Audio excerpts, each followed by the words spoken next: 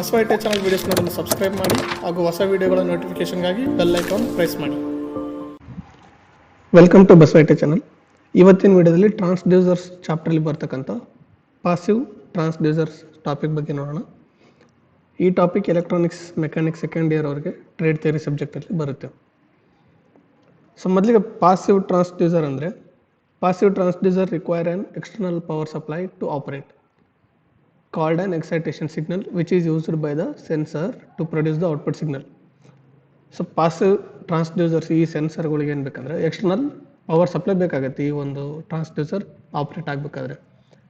And ಇವಕ್ಕೆ ನಾವು external excitation signal ಕೊಟ್ಟರೆ ಆ ಸಿಗ್ನಲ್ನ ತೊಗೊಂಡು ಇವೇನು ಮಾಡ್ತೇವೆ ಔಟ್ಪುಟ್ ಸಿಗ್ನಲ್ನ ಪ್ರೊಡ್ಯೂಸ್ ಮಾಡ್ತೇವೆ.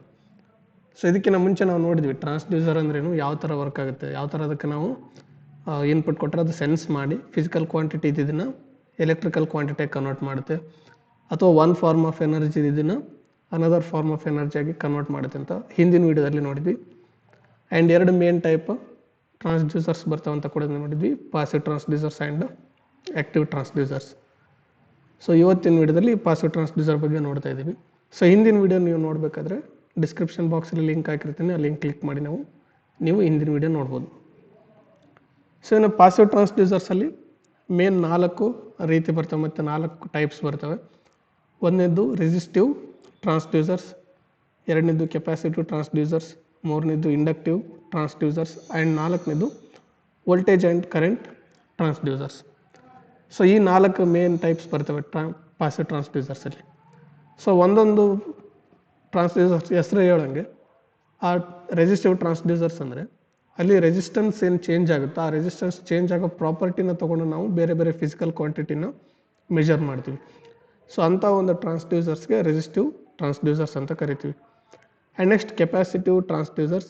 ಇಲ್ಲಿ ಕೆಪಾಸಿಟಿವ್ ಟ್ರಾನ್ಸ್ಡ್ಯೂಸರ್ಸ್ ಅಂದರೆ ಕೆಪಾಸಿಟೆನ್ಸ್ ವೇರಿ ಆಗುವಂಥ ಪ್ರಾಪರ್ಟಿನ ತೊಗೊಂಡು ನಾವು, ಅಥವಾ ಆ ಒಂದು ಎಲಿಮೆಂಟ್ನ ತೊಗೊಂಡು ಕೆಪಾಸಿಟೆನ್ಸ್ ಚೇಂಜ್ ಯಾವ ಥರ ಆಗುತ್ತೆ ಆ ಒಂದು ಪ್ರಾಪರ್ಟಿನ ತೊಗೊಂಡು ನಾವೇನು ಮಾಡ್ತೀವಿ, ಕೆಲವೊಂದು ಫಿಸಿಕಲ್ ಕ್ವಾಂಟಿಟೀಸ್ನ ಮೆಜರ್ ಮಾಡ್ತೀವಿ ಅಥವಾ ಒಂದು ಫಾರ್ಮಿಂದ ಇನ್ನೊಂದು ಫಾರ್ಮಿಗೆ ಕನ್ವರ್ಟ್ ಮಾಡ್ತೀವಿ ಅದನ್ನು. ಆ್ಯಂಡ್ ನೆಕ್ಸ್ಟ್ ಇಂಡಕ್ಟಿವ್ ಟ್ರಾನ್ಸ್ಡ್ಯೂಸರ್ಸ್ ಅಂದರೆ ಇಲ್ಲಿ ಕೂಡ ಸೇಮ್ ಇಂಡಕ್ಟನ್ಸ್ ಯಾವ ಥರ ವೇರಿ ಆಗುತ್ತೆ ಆ ಪ್ರಾಪರ್ಟಿನ ತೊಗೊಂಡು ನಾವಿಲ್ಲಿ ಕೆಲವೊಂದು ಫಿಸಿಕಲ್ ಕ್ವಾಂಟಿಟೀಸ್ನ ಮೆಜರ್ ಮಾಡ್ತೀವಿ ಅಥವಾ ಒಂದು ಫಾರ್ಮಿಂದ ಇನ್ನೊಂದು ಫಾರ್ಮಿಗೆ ಆ ಕ್ವಾಂಟಿಟೀಸ್ನ ಕನ್ವರ್ಟ್ ಮಾಡ್ತೀವಿ. ಆ್ಯಂಡ್ ವೋಲ್ಟೇಜ್ ಆ್ಯಂಡ್ ಕರೆಂಟ್ ಟ್ರಾನ್ಸ್ಡ್ಯೂಸರ್ಸಲ್ಲಿ ವೋಲ್ಟೇಜ್ ಫ್ಲೋ ಆಗೋದ್ರಲ್ಲಿ ಚೇಂಜ್ ಆಗೋದ್ರಿಂದ ಅಥವಾ ಕರೆಂಟ್ ಫ್ಲೋ ಆಗೋದ್ರಲ್ಲಿ ಚೇಂಜ್ ಆಗೋದ್ರಿಂದ ಅಥವಾ ವೋಲ್ಟೇಜ್ ಪ್ರೆಷರ್ ಏನಿರುತ್ತೋ ಪೊಟೆನ್ಷಿಯಲ್ ಡಿಫ್ರೆನ್ಸ್ ಅದರಲ್ಲಿ ಏನಾದ್ರು ಚೇಂಜ್ ಆಗೋದ್ರಿಂದ ನಾವು ಕೆಲವೊಂದು ಕ್ವಾಂಟಿಟೀಸ್ನ ಮೆಜರ್ ಮಾಡ್ತೀವಿ.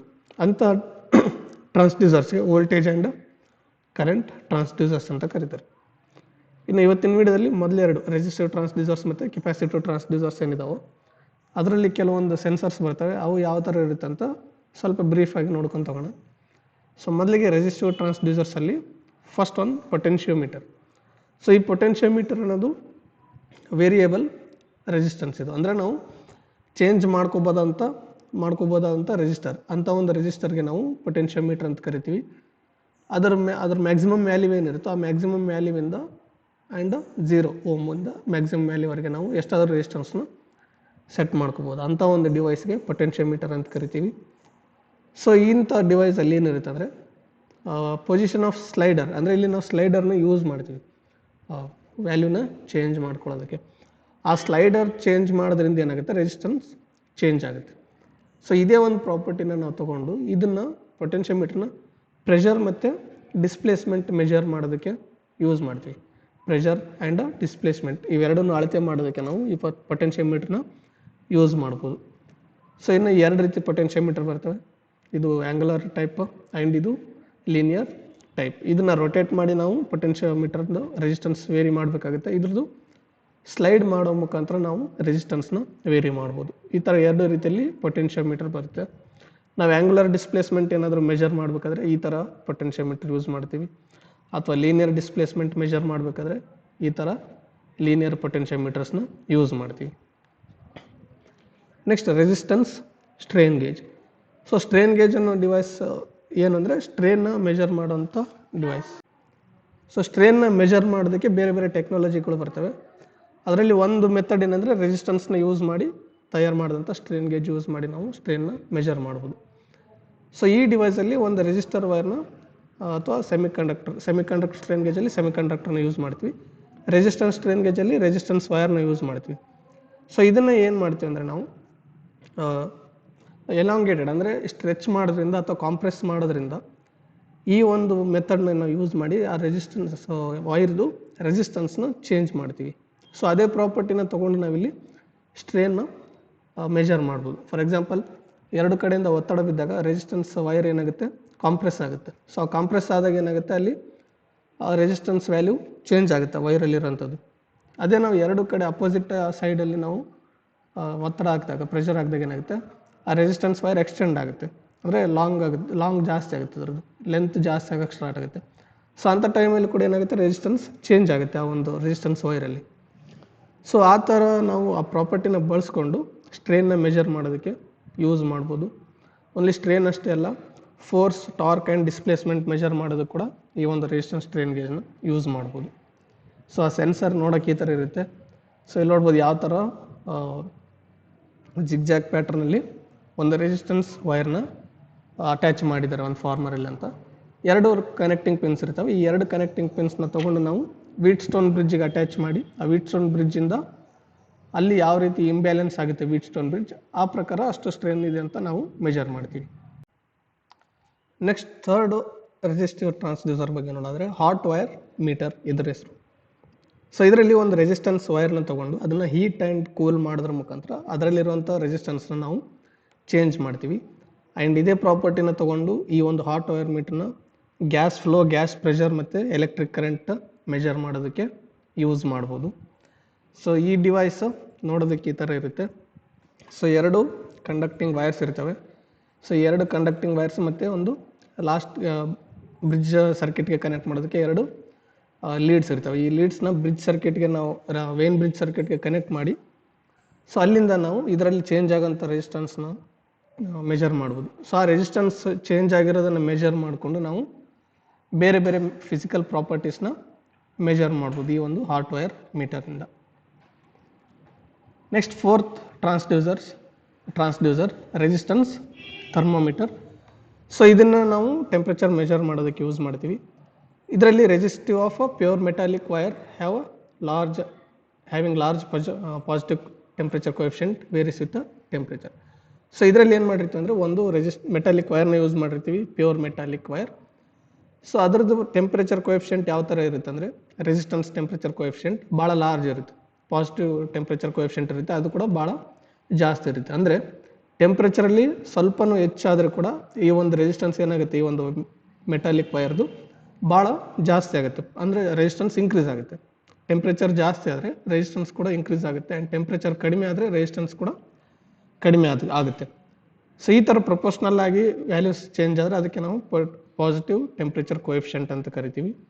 ಸೊ ಇಲ್ಲಿ ಅಂಥದ್ದೇ ಪಾಸಿಟಿವ್ ಟೆಂಪ್ರೇಚರ್ ಕೋಎಫಿಷಿಯಂಟು ಭಾಳ ಜಾಸ್ತಿ ಲೆವೆಲಲ್ಲಿ ಇರೋಂಥದ್ದೊಂದು ಮೆಟಾಲಿಕ್ ವೈರ್ನ ತೊಗೊಂಡು ಟೆಂಪ್ರೇಚರ್ ಮತ್ತು ರೇಡಿಯಂಟ್ ಹೀಟ್ನ ಮೆಜರ್ ಮಾಡೋದಕ್ಕೆ ಈ ಒಂದು ರೆಸಿಸ್ಟೆನ್ಸ್ ಥರ್ಮೋಮೀಟರ್ನ ಯೂಸ್ ಮಾಡ್ತೀವಿ. ಸೊ ಆ ರೆಸಿಸ್ಟೆನ್ಸ್ ಥರ್ಮೋಮೀಟರ್ ನೋಡೋಕ್ಕೆ ಈ ಥರ ಇರುತ್ತೆ. ಒಂದು ಎಲಾಂಗೇಟೆಡ್ ಶಾಫ್ಟ್ ಇರುತ್ತೆ. ಆ ಶಾಫ್ಟ್ ಏನಂದರೆ ಹೀಟ್ನ ಸೆನ್ಸ್ ಮಾಡೋದಕ್ಕೆ ಇರುವಂಥ ಎಲಿಮೆಂಟ್ ಈ ಒಂದು ಎಲಾಂಗೇಟೆಡ್ ಶಾಫ್ಟು. ಇನ್ನು ಇದರಲ್ಲಿ ಎರಡು ಮೆಟಲ್ಸ್ ಅಟ್ಯಾಚ್ ಆಗಿರುತ್ತೆ, ಆ್ಯಂಡ್ ಫೈನಲಿ 2 ವೈರ್ಸಿಂದ ನಾವು ಇದರ ರೆಸಿಸ್ಟೆನ್ಸ್ ವೇರಿ ಆಗೋದನ್ನು ಔಟ್ಪುಟ್ ತೊಗೊಂಡು ಈ ಮಷಿನ್ಗೆ ಕನೆಕ್ಟ್ ಮಾಡಿ ಎಷ್ಟು ಟೆಂಪ್ರೇಚರ್ ಇದೆ ಅಂತ ನಾವು ತಿಳ್ಕೊಬೋದು. Next thermistor. ಸೊ ಈ ಡಿವೈಸ್ ಏನಂದರೆ, ಇನ್ this device the resistance of certain metal oxides having negative temperature coefficient varies with temperature. So ಇದರಲ್ಲಿ ಏನು ಮಾಡಿರ್ತಾರೆ ಅಂದರೆ ನೆಗೆಟಿವ್ ಟೆಂಪ್ರೇಚರ್ ಕೋಎಫಿಷಿಯಂಟ್ ಇರುವಂಥ ಕೆಲವು ಮೆಟಲ್ ಆಕ್ಸೈಡ್ನ ಯೂಸ್ ಮಾಡಿರ್ತಾರೆ. ಸೊ ಯಾವ ಥರ ಪಾಸಿಟಿವ್ ಟೆಂಪ್ರೇಚರ್ ಕೋಎಫಿಷಿಯಂಟ್ ಟೆಂಪ್ರೇಚರ್ಗೆ ಪ್ರೊಪೋರ್ಷನಲ್ ಆಗಿ ರೆಸಿಸ್ಟೆನ್ಸ್ ಚೇಂಜ್ ಆಗುತ್ತೋ, ಅಂದರೆ ಟೆಂಪ್ರೇಚರ್ ಜಾಸ್ತಿ ಆದರೆ ರೆಸಿಸ್ಟೆನ್ಸ್ ಜಾಸ್ತಿ ಆಗುತ್ತೆ, ಟೆಂಪ್ರೇಚರ್ ಕಡಿಮೆ ಆದರೆ ರೆಸಿಸ್ಟೆನ್ಸ್ ಕಡಿಮೆ ಆಗುತ್ತೆ. ಅದೇ ರೀತಿಯಲ್ಲಿ ನೆಗೆಟಿವ್ ಟೆಂಪ್ರೇಚರ್ ಕೋಎಫಿಷಿಯಂಟ್ ಇರುವಂಥ ರೆಸಿಸ್ಟೆನ್ಸ್ ಏನಿರುತ್ತೆ, ಮೆಟಲ್ಸ್ ಏನಿರುತ್ತೆ, ಅದು ಅಪೋಸಿಟ್ ಆಗಿ ಚೇಂಜ್ ಆಗುತ್ತೆ ಅದು ರೆಸಿಸ್ಟೆನ್ಸ್. ಫಾರ್ ಎಕ್ಸಾಂಪಲ್, ಟೆಂಪ್ರೇಚರ್ ಜಾಸ್ತಿ ಆದರೆ ಅದರಲ್ಲಿರುವಂಥ ರೆಸಿಸ್ಟೆನ್ಸ್ ಕಡಿಮೆ ಆಗುತ್ತೆ, ಆ್ಯಂಡ್ ಟೆಂಪ್ರೇಚರ್ ಕಡಿಮೆ ಆದರೆ ಅದರಲ್ಲಿರುವಂಥ ರೆಸಿಸ್ಟೆನ್ಸ್ ಜಾಸ್ತಿ ಆಗುತ್ತೆ. ಸೊ ಅದನ್ನು ನಾವು ನೆಗೆಟಿವ್ ಟೆಂಪ್ರೇಚರ್ ಕೋಎಫಿಷಿಯಂಟ್ ಅಂತ ಕರಿತೀವಿ. ಸೊ ಆ ಥರ ಪ್ರಾಪರ್ಟಿ ಇರುವಂಥ ಮೆಟಲ್ ಆಕ್ಸೈಡ್ನ ಬಳಸಿ ಈ ಒಂದು ರೆಸಿಸ್ಟೆನ್ಸ್ ಮೆಟೀರಿಯಲ್ನ ಮಾಡಿರ್ತಾರೆ. ಸೊ ಇದನ್ನ ಎದಕ್ಕೆ ಯೂಸ್ ಮಾಡ್ತಂದ್ರೆ ಸೇಮ್ ಮತ್ತು ಟೆಂಪ್ರೇಚರ್ ಮೆಜರ್ ಮಾಡೋದಕ್ಕೇ ಯೂಸ್ ಮಾಡ್ತಾರೆ. ಇದು ಒಂದು ಚಿಕ್ಕ ಕಾಂಪೊನೆಂಟ್ ರೀತಿ ಇರುತ್ತೆ, ಈ ಥರ ನೋಡೋಕ್ಕೆ ಇರುತ್ತೆ ಒಂದು ಕಾಂಪೊನೆಂಟ್ ಇದು.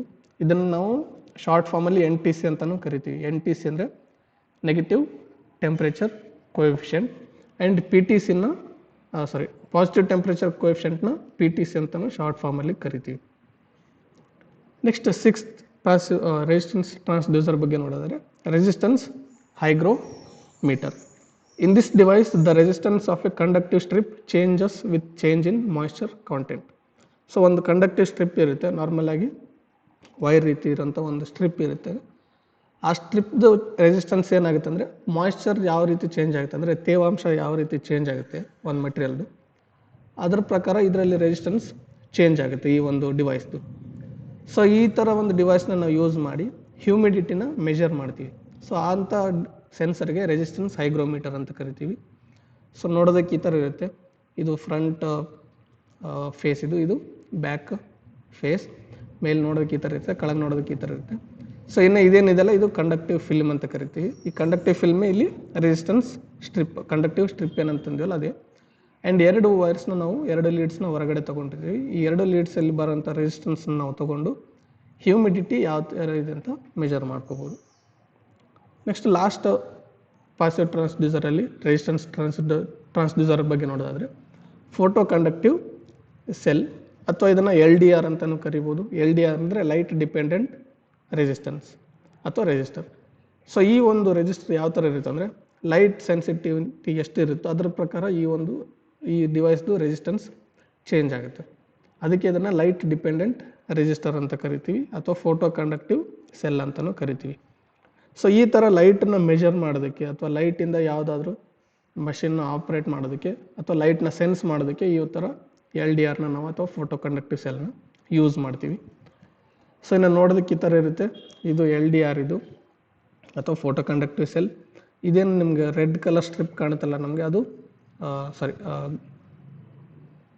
ರೆಡ್ ಕಲರ್ ಅಲ್ಲ, ಸಿಲ್ವರ್ ಕಲರ್ ಸ್ಟ್ರಿಪ್ ಏನು ಕಾಣುತ್ತೆ ನಮಗೆ, ಅದು ಇಲ್ಲಿ ಕಂಡಕ್ಟಿಂಗ್ ಮೆಟೀರಿಯಲ್ ಅಂದರೆ ರೆಸಿಸ್ಟೆನ್ಸ್ ಮೆಟೀರಿಯಲ್ ಅದು. ಸೊ ಅದ್ರ ಸೆನ್ಸಿಟಿವಿಟಿ ಯಾವ ಥರ ಇರುತ್ತೆ ಅಂದರೆ ಲೈಟಿಗೆ ಸೆನ್ಸ್ ಆಗುವಂಥದ್ದು ಇರುತ್ತೆ. ಲೈಟಲ್ಲಿ ಏನಾದರೂ ಹೆಚ್ಚು ಕಡಿಮೆ ಆದರೆ ಆವಾಗ ಇದರಲ್ಲಿರುವಂಥ ರೆಸಿಸ್ಟೆನ್ಸ್ ಏನಾಗುತ್ತೆ ಚೇಂಜ್ ಆಗುತ್ತೆ. ಸೊ ಆ ಥರ ಚೇಂಜ್ ಆಗುವಂಥ ರೆಸಿಸ್ಟೆನ್ಸ್ನ ನಾವು ತೊಗೊಂಡು ಲೈಟ್ ಸೆನ್ಸಿಟಿವಿಟಿ ಎಷ್ಟಿದೆ ಅಂತ ಮೆಜರ್ ಮಾಡ್ಬೋದು. ಸೊ ಇವಿಷ್ಟು ರೆಸಿಸ್ಟೆನ್ಸ್ ಟ್ರಾನ್ಸ್ಡ್ಯೂಸರ್ಗಳು.